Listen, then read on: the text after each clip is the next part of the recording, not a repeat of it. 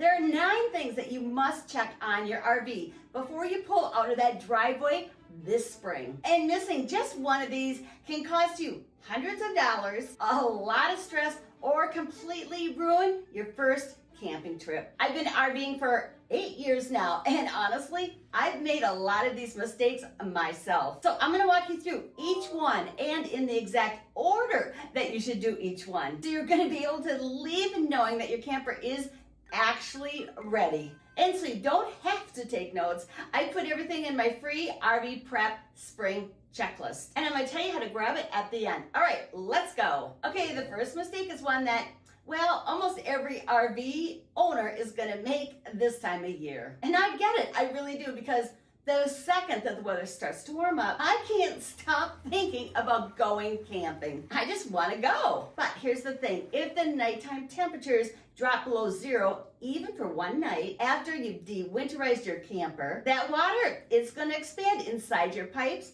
and then it's gonna crack your pipes. And water damage is the #1 cause of the most expensive RV repairs. Go ahead, just Google RV repair damage costs. But prepare yourself for what you're gonna see, because it's not cheap. So before you do anything else, check the extended forecast. Not just today, not just tomorrow, a full 10 days. There's going to be even one night where the temps are going to dip below freezing. Wait, or re-winterize it if you have to. We've even packed antifreeze to have with us on those earlier spring trips, just in case. Because you can plan your trip, but you can't plan the weather. If you need guidance on how to de-winterize your camper, I made a previous video that walks you step by step through the process, and I'll link that video in the video description below. Okay, now, even if you have timed everything just perfect, this next mistake can sneak up on you really quickly.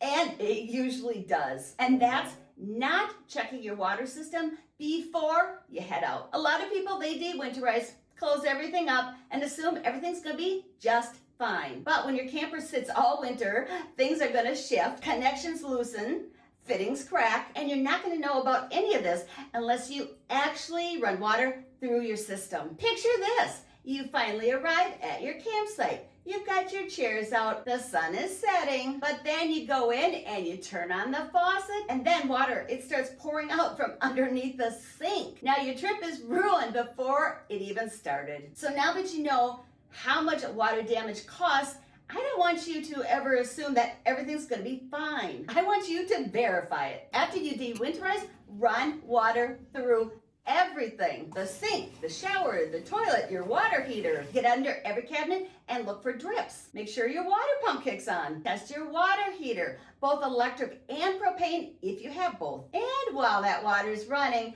there's something sitting in that tank right now that most people don't even realize until they smell it. Now, even if you don't drink water from your fresh water tank, you're gonna be using that water to take a shower, brush your teeth, and wash your dishes. Now imagine turning on the faucet to brush your teeth, and it smells like a water hose that's been baking in the sun all summer long. That's your tank telling you that it needed to be sanitized. Think about last season, all those hot days that water just sat in that water tank. Days, maybe even weeks. That residue, it does not disappear over the winter. And it doesn't just sit in there either. It causes odors that's gonna hit you the second that you open that door. And in a small space, there's just nowhere for that odor to go. Sanitizing your fresh water tank takes a little bit of time and a little bit of bleach, but it's so worth it. If you've never done this before, I did a previous video that walks you step by step through the process, and I'll also link that video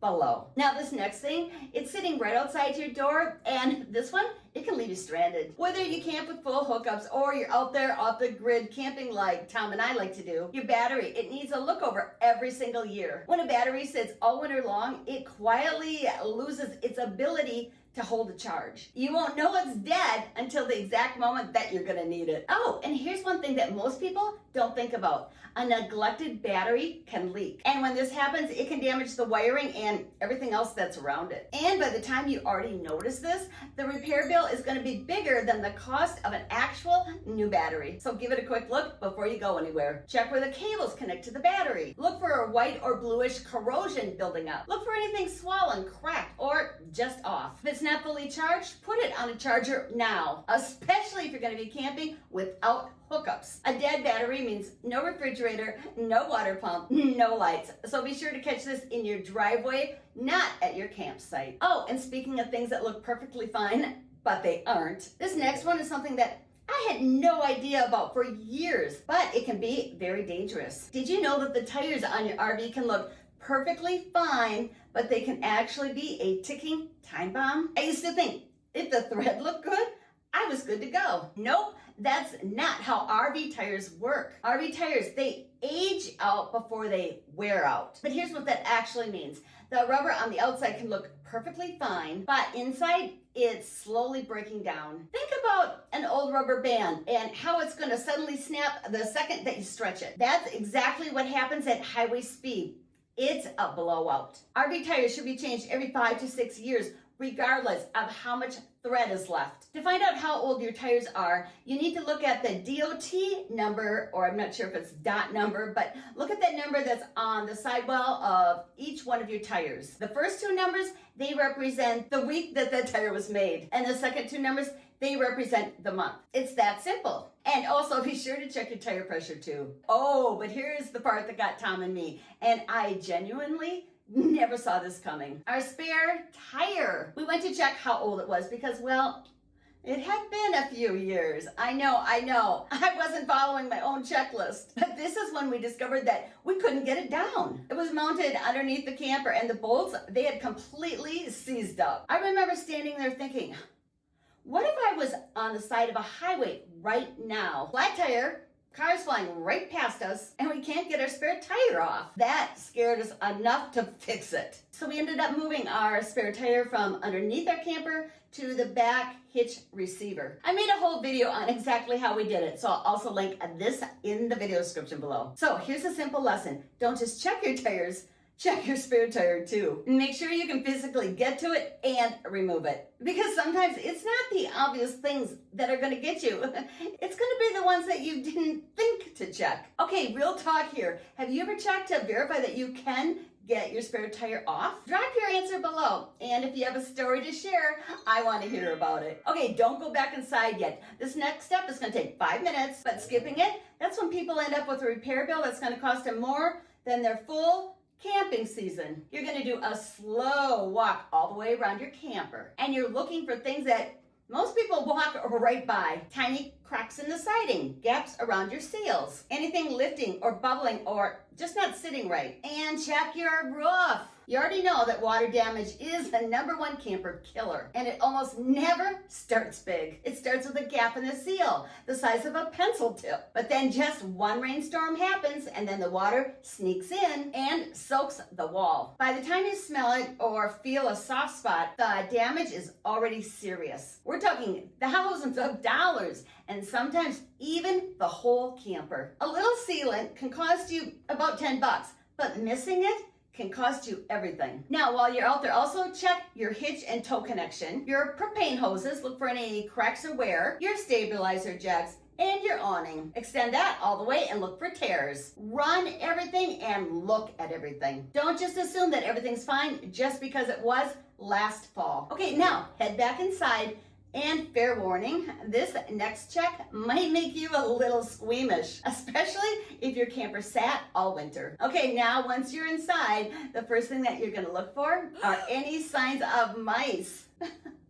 Mice. You're gonna be looking for small black oval-shaped droppings. Check your bedding and fabric to see if they've been chewed up, so the mice could use this to make a nice, warm, cozy bed. And also look for chewed wires, especially behind your panels or plastic plumbing, which can cause significant damage. Do a sniff check. Foul, musky odors often indicated a severe infestation. Thank goodness I've never found any traces of mice in my camper, but I know of people who have. Oh.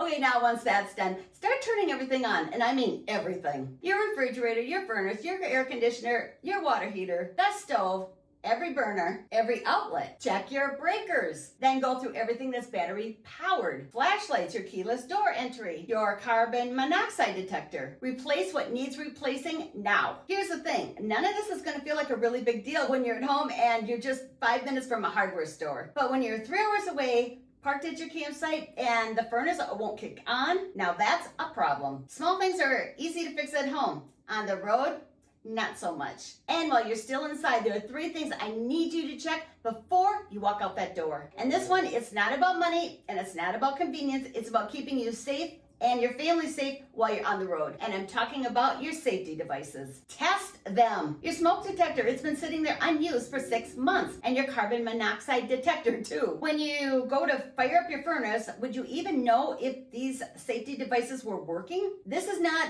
a dramatic what if. CO leaks are invisible and odorless. Faulty smoke detector in a small enclosed space matters way more than it does at home. So test them. Press the button on your smoke detector. Test your CO detector. Check the gauge on your fire extinguisher and make sure that it's in the green. Each one is going to take you about 30 seconds to do, so there's no excuse. If you're not sure how to test yours, just search your model number on Google. It'll walk you right through it. I also did a previous video that walks you through checking all of your safety devices, and I'll also link that below. Okay, this next step is my favorite part because it's the step that's actually going to tell you if you're truly ready. Before your first real trip of the season, do a test run. Find a campground 30 to 45 minutes from home. Book 1 to 2 nights, preferably with hookups. And then use everything. Cook a meal, run the air conditioning, take a shower, sleep in it, because no matter how thorough your prep is, you still might find something